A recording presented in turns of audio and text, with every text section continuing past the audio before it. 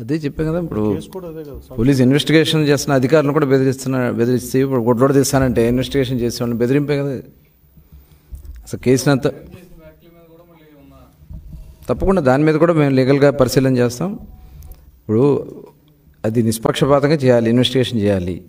ఇన్వెస్టిగేషన్లో ఉంది అతని మీద ఇప్పుడు ఇదైంది కాబట్టి అతను కిడ్నాప్ చేశాడు అనేది దాని మీద అతను అరెస్ట్ అయ్యాడు.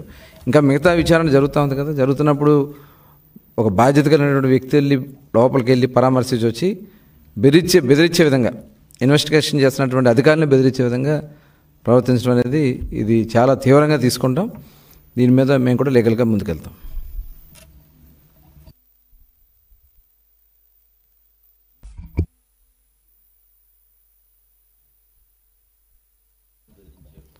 అదే చెప్పాను కదా. ఇప్పుడు కేసు కూడా అదే కదా సార్. పోలీస్ ఇన్వెస్టిగేషన్ చేస్తున్న అధికారులను కూడా బెదిరిస్తే ఇప్పుడు గొడ్లోడ తీస్తానంటే ఇన్వెస్టిగేషన్ చేసే వాళ్ళని బెదిరింపే కదా.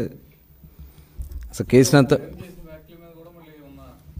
తప్పకుండా దాని మీద కూడా మేము లీగల్గా పరిశీలన చేస్తాం. ఇప్పుడు అది నిష్పక్షపాతంగా చేయాలి, ఇన్వెస్టిగేషన్ చేయాలి. ఇన్వెస్టిగేషన్లో ఉంది అతని మీద ఇప్పుడు ఇదైంది కాబట్టి అతను కిడ్నాప్ చేశాడు అనేది దాని మీద అతను అరెస్ట్ అయ్యాడు. ఇంకా మిగతా విచారణ జరుగుతూ ఉంది కదా. జరుగుతున్నప్పుడు ఒక బాధ్యత కలిగినటువంటి వ్యక్తి వెళ్ళి లోపలికి వెళ్ళి పరామర్శించి వచ్చి బెదిరించే విధంగా ఇన్వెస్టిగేషన్ చేస్తున్నటువంటి అధికారులను బెదిరించే విధంగా ప్రవర్తించడం అనేది ఇది చాలా తీవ్రంగా తీసుకుంటాం. దీని మీద మేము కూడా లీగల్గా ముందుకెళ్తాం.